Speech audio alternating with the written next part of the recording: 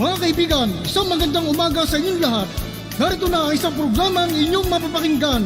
Hatid sa inyo ni Mel Elizalde, batikang broadcast journalist, sa kanyang pagtalakay sa mga napapanahong balita sa loob at labas ng ating bansa. Gayon din sa pagbibigay ng mga kalaman ng kanyang tinipon tungkol sa kalusugan, ekonomiya, agrikultura, pangkabuhayan, politika at ang sitwasyon sa katahimikan ng bansa. At ngayon, narito na ang guro ng palatuntunan, Mel Elizalde.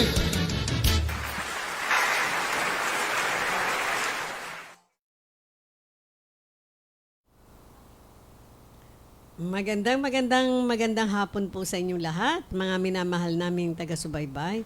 Welcome po dito sa ating programang Kadiskarte with your host, your Kadiskarte Mel Elizalde po. At syempre sa ating mula sa studio ng Elizalde Broadcasting dito po sa Kalakhang, Maynila. Yan. Ngayon po ay February 7, 2023. Wow! Ang bilis talaga ng panahon, no? Very soon, mga araw na ng puso, mga araw ng mga mahal. Mahal ng kamatis, mahal ng sibuyas. Lahat ho, mahal. Kaya yung araw ng pagmamahal yun no? Pagmamahal ba yan sa ano? Lahat ho, nagmamahal na no? Pati mga kinakain natin, lahat na lang, nagmamahalan. Kaya masaya ang Pilipinas. Kasi ho, nagmamahal ang lahat. Pero ngayon, meron po tayong isang pag-uusapan na talaga namang kagulat-gulat. At syempre, namamangha ho tayo. Alam nyo, yung ating mga ika nga po, nagmamasid ng mga Pilipino here and abroad ay talaga namang hindi po natin sila mapipigilan dahil sila ay mga magagaling na mga political analyst, no? At saka hindi natin masasabing mga warang aral lang mga ito dahil mga may sinabi at graduate sa iba't ibang universidad ng mga malalaking bansa. Pero ngayon, yun po, itututukan na natin itong si Sasot kay PBBM, ang ating pong President Bongbong Marcos. Sinabi niya, tuta ka ng kano. Wow! Biro nyo, ganun katapang, no? Yan po siya, si Sas Rogando Sasot. Pero bago po natin pag-usapan yung kanyang mga sinabi sa ating Pangulo, gusto ko po sanang ipabandila sa inyo kung sino itong si Sasot. Isang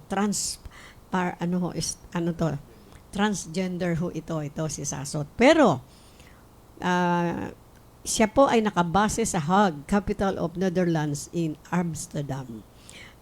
Alam niyo po, sabi ho dito, writer po siya sa a weekly opinion column, Tuesday and Thursday, in the Manila Times, the oldest English language newspaper in the Philippines.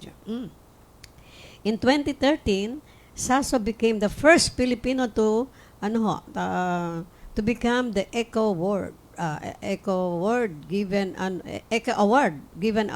annually to excellent migrant students in academic and higher professional education in Netherlands. Ayan po Kaya taas ang ating bandila dahil nanguna na naman ng isang Pilipino, no, mula sa Netherlands at hindi ho nagpatalo, no, sa excellent migrant students in academic and higher professional education in the Netherlands in 2014.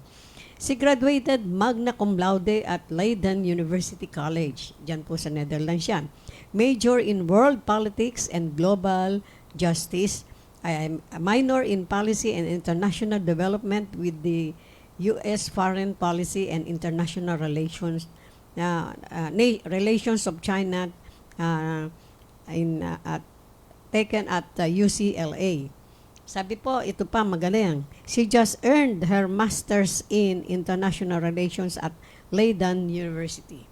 Yan po si Miss Sasot si Miss Sasot na nagsalita ng tuta ka ng kano. Sabi po niya, ang mataray niyang sabi kay ating Presidente Bongbong Marcos Jr. Ito po, balikan natin yung kung paano niya ito sinabi at saan niya ito pinagsasabi. No?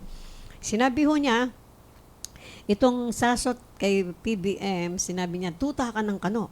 makatagang mula sa foreign policy analyst na si Rogando Sasot. Posibleng maging target ng China ang Pilipinas. Bakit ho daw niya ito sinabi? Dahil sabi niya, posibleng maging target ng China ang Pilipinas kung matutuloy pagbibigay ng karagdagang access sa militar ng Amerika sa teritoryo po ng Pilipinas, no? Ayon sa kanya, kung itututok ng China ang missile arsenal nito sa mga lokasyon kung nasaan pwersa ng US, tiyak damay Pilipinas.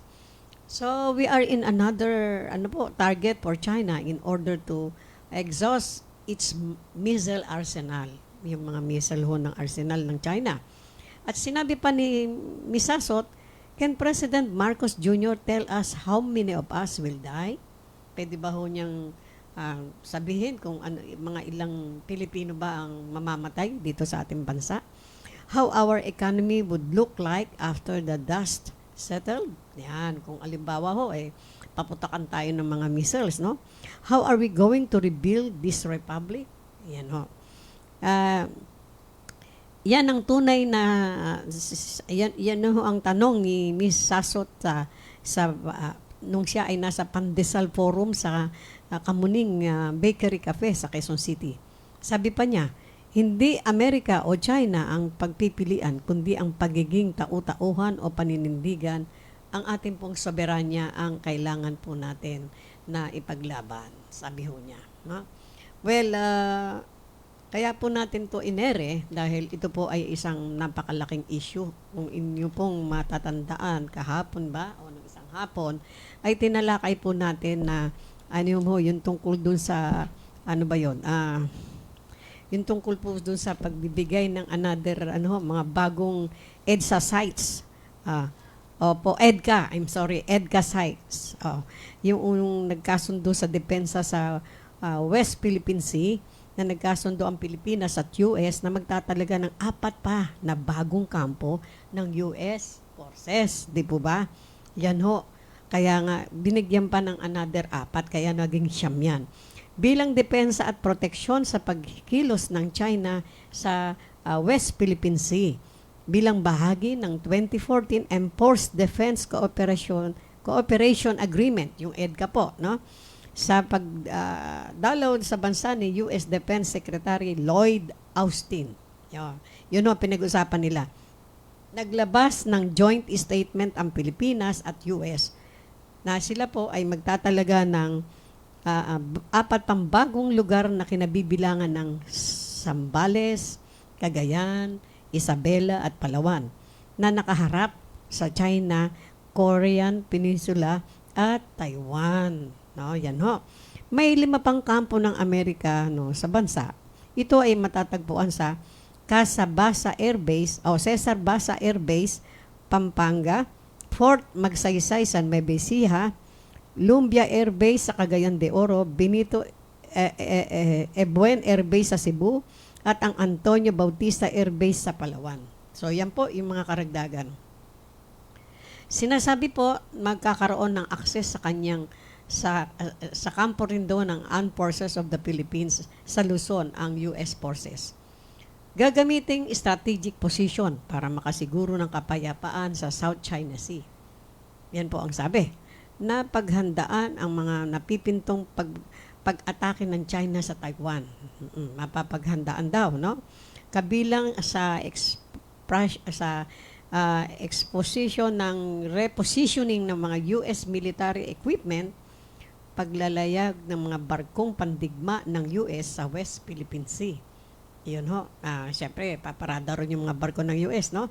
Gagamitin din ang EDCA site para maayudahan ang mga naapektuhan ng iba't ibang kalamidad at paghahatid ng mga tulong sa mga nangangailangan. Well, maganda rin po sana yung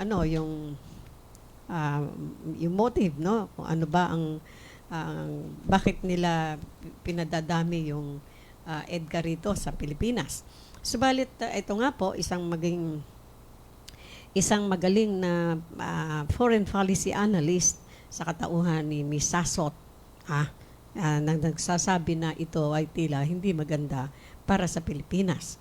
dahil kung ano man ang mangyari, tayo lagot dito, no? At hindi daw po kinakailangan na tayo ay kumampi-kampi kung kanino man kaysa China o kaysa Amerika. Bakit?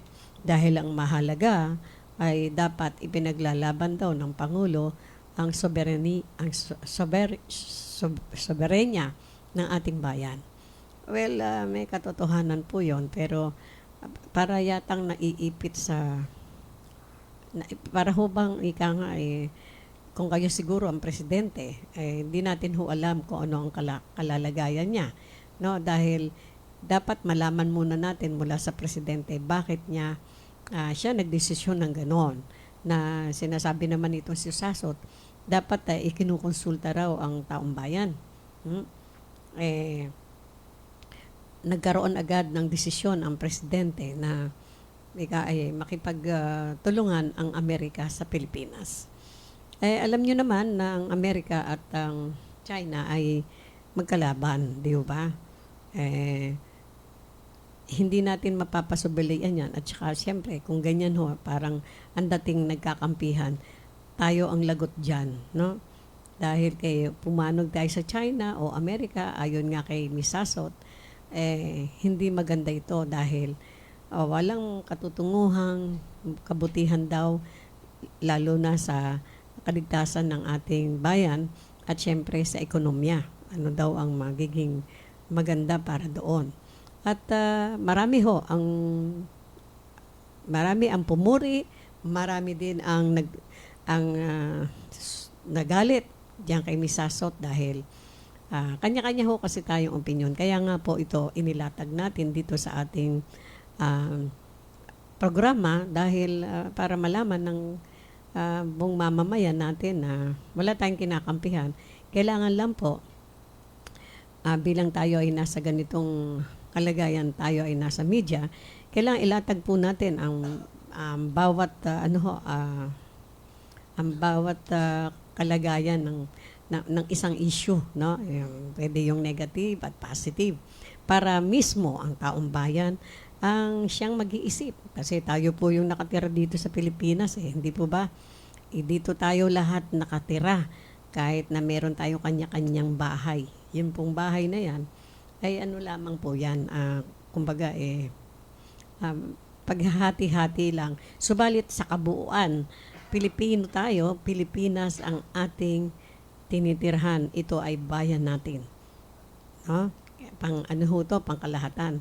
Kaya kung ano man po ang mangyari sa ating bayan, tiyak lahat po tayo maapektuhan. Walang mayaman, walang mahirap, walang marunong, walang mangmang dito kapag nagkaroon ng malakihang sigalot. At kahit po maliliit na problema, pagtungkol sa ating bayan, siyempre, apektado po tayong lahat.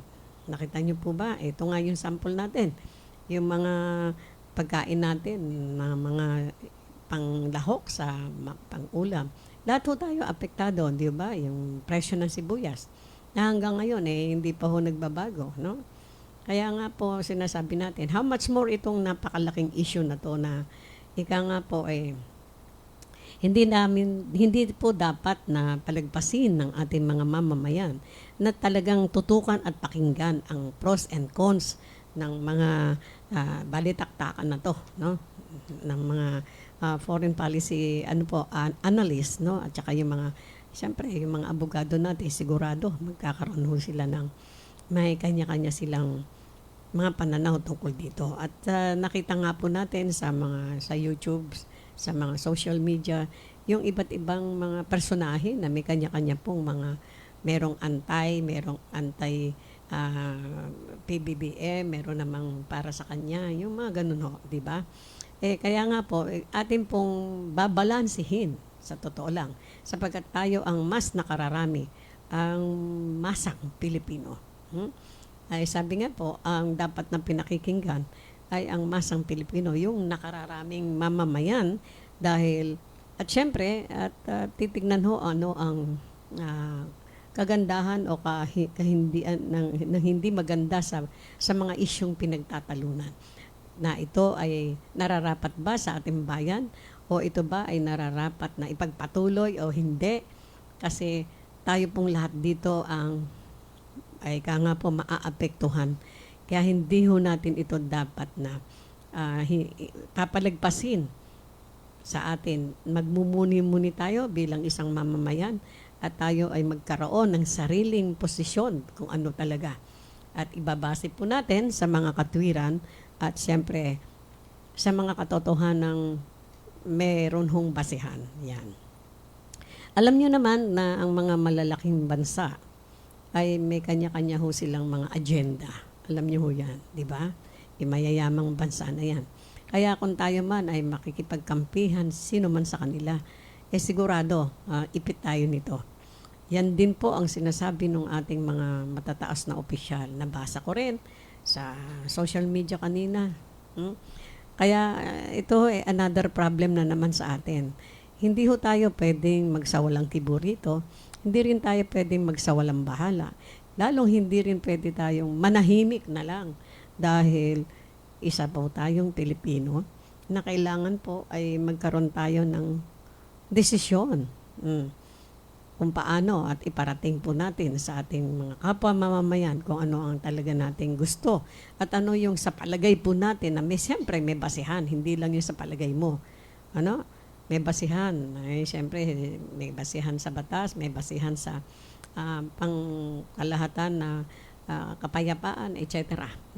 Marami pong issue.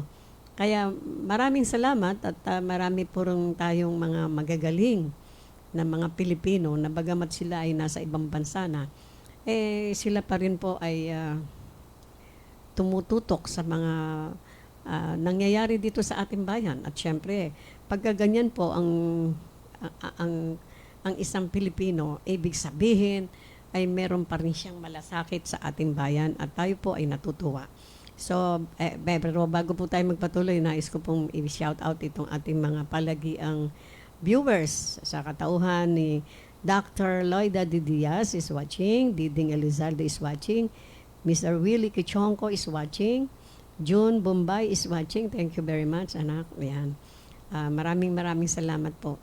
At itong ating pinag-uusapan na sinabi po ng misasot na yan, na isang magaling na estudyante dyan, natapos ng mga kung ano-anong kurso dyan sa Netherlands, pinagmamalaki ho natin siya dahil, alam niyo po, marami po tayong mga Pilipino na nag-excel sa academic mastery sa iba't ibang bansa, sa Amerika, marami, sa Netherlands, kung saan-saan, Australia, Canada, at tayo po, pag nakakarinig ng mga ganon, saludo po tayo, at siyempre, pride ho ng ating bansa, ang mga ganyang mga estudyante o mga taong nagbigay ng karangalan sa ating bayan. Kasi isipin nyo, dumayo kayo sa ibang bansa, nag-excel pa kayo sa academic mastery. Ba't naman hindi kayo magiging pride ng ating bayan? Di po ba? Ayun. Kinocongratulate po natin si Miss Asot. At yung ibig sabihin po ng kanyang pangingialam o pagbibigay ng mga ng mga saloobin o yung mga kanyang natutuhan dahil ang kanya pong major is world politics and global justice, minor in policy and international development with US foreign policy and international relations of China. And so kumbaga kabisado niya to at medyo alam, alam niya, marami siyang alam tungkol dito sa mga polisiya ng ganitong mga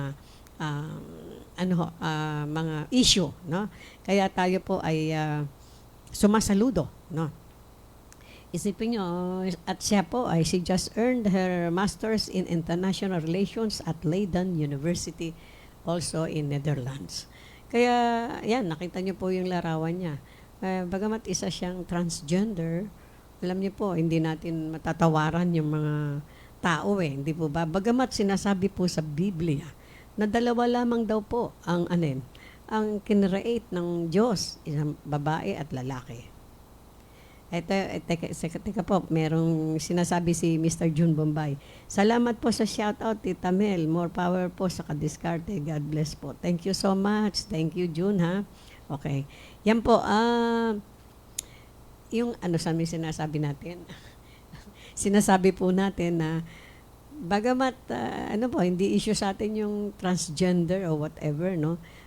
Marami ho tayong mga kababayan na nandyan sa mundong ganyan na LGBT kung tawagin. But then hindi ho natin matatawaran na marami po sa kanila ang nag-excel sa iba't ibang expertise ng kanilang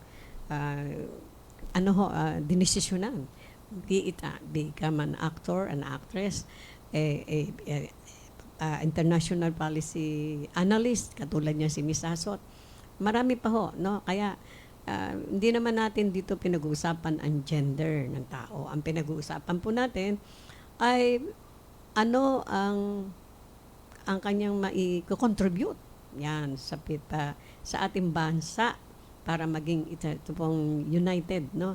Kasi pagka alam niyo po ang issue, alam natin ang issue, meron tayong nabubuong sariling desisyon. Yes, 'di ba? Meron tayong mabubuong desisyon kapag alam natin ang national issues, the pros and cons of an issue. Of course, hindi naman po tayo mga na one-sided lang, hindi ho tayong ganun. Lalo na kung ang pag-uusapan po ay national issues. Ngayon, kung pansarili yan, bahala ka sa sarili mo kung anong gusto mong desisyon. Pero ito pong desisyon ng international issue, mga international policy para sa ikabubuti ng bayan, talaga po dapat na tayo ay makinig, magmatsyag, mag-research, at syempre, magkaroon ng desisyon. Yan. I-voice out po natin ang ating mga desisyon at alam po naman natin na pakikinggan ang desisyon ng mas nakararami ng ating Pangulo sakaling magkaroon po ng pagtatanungan, no, sa taong bayan. Kasi sabi naman niya, bukas naman daw siya sa anong mga gusto natin, no? At makikinig siya sa mga imumungkahi ng ating mga mamamayan. Sinabi niya ho yan nung siya ay nagkandidato pa lamang. At alam naman natin, hindi lamang yun pangako, basta pangakong napapako. Hindi ho ba? Lalo na ito ay national issue at hindi ho pwedeng bara-bara ang desisyon dito dahil sabi nga ho ni Ms. Sasso, maraming mamamayan ang madidisgrasya dito sakaling tayo ay paputukan na ng missile ng China dahil baka nabuisit o nainis dahil pinili natin kumampi ang Amerika sa atin. Well, yan ho hirap no? Bakit kaya sa mundo na to kailangan natin ng kakampi natural, di ba? Okay, tanin nyo, mawalang galang na. Nung 2 years, more than 2 years ago, tayo ay kinalampag, ang buong mundo halos kinalampag at kinalaban ang mga mamamayan ng mundo ng isang napaka-pesting COVID-19. Pero dahil tayo po ay may kakampi, sabi nga po natin, yung kakampi natin hindi natin nakikita. Pero iniligtas po ang maraming mamamayan. Mas marami po bang namatay sa buong mundo o mas kung ibibilangin ang total numbers of mga tao sa mundo syempre hindi po. Hindi man lang siguro nangalahati ang population sa buong mundo na napeste ng COVID-19 na yan na nakaaway natin na hindi rin nakikita. Subalit, meron tayong kakampi na hindi rin natin nakikita na siyang pumatnubay po sa buong mundo. Dito sa Pilipinas, marami din po naman ang namatay pero hindi naman kung tutuusin, kung ikukumpara po ninyo ang number of populations, total number of population ng Pilipinas, malayong-malayo pa. Kaya yan po, sinasabi, ang patnubay ng kakampi ay, ng kakampi nating sa taas. Walang iba kundi ang Panginoon Diyos, ang siyang magbibigay sa atin ng katarungan, katahimikan, at syempre, pag tayo ay laging sa Kanya, tayo ay lalapit sa Kanya, pakikinggan niya po tayo at hindi niya tayo pababayaan. Yan po. At syempre, nasa gawa po ng maayos yun at tinitignan niya ang bawat kilos ng ating mga mamamayan. No, wala akong malilihim. Kaya doon sa mga, namamahala sa ating paaralan, sa ating bayan. Kaya yan po hindi ho makaliligtas sa Diyos yan. Kung ano man yung mga agenda nila na ginagawa, well, very soon, mabibisto rin po yan. But then, alam natin na sa mga ganitong pagkakataon, pakikinggan ng ating mahal na Pangulo yung mga pananaliksik ng ating mga taong bayan. At syempre, yung mga matataas nating mga may pinag-aralan nating mga autoridad na ika nga po ay makikipagtagisan ng talino. O, alam niyo naman, lahat ng issue, hindi basta-basta papasayan. Pinag-aaralan ng alin po, na ating mga pinagpipitagan ng mga mga abogado ng bayan sa Senado. Di po ba? Katulad ng issue ng Maharlika. Nakita nyo naman kung paano binatikos ng ating magiting at mahal at isa sa pinagmamalaki nating senador, si Senador Chis Escudero, no? Ang isa sa pinaka-brilliant na ating mga senador. Yan. At inilatag niya at isa-isa ho niyang inexplain at mostly in Filipino language. Dapat ho naman kasi ganun eh. Kasi alam niyo po ba, hindi dahil sa ako po ay Filipino major, no. Nandito po tayo sa Pilipinas eh. Pagka ganito pong mga issue, dapat inumungkahi po natin na ito po ay talakayin ng ating mga mambabatas in Filipino. Katulad po ng ginagawa ng ating magiting na Senador Chis Escudero. Mostly po nagsasalita siya sa Pilipino na dapat na Pilipino para ho mas lalong maintindihan ng taong bayan. Kasi kung i-Englishin natin, marami po tayong mamamayan na huwag naman magagalit sa akin, na hindi masyadong maintindihan. Dahil hindi naman po natin lingwahe yan eh, hindi po ba?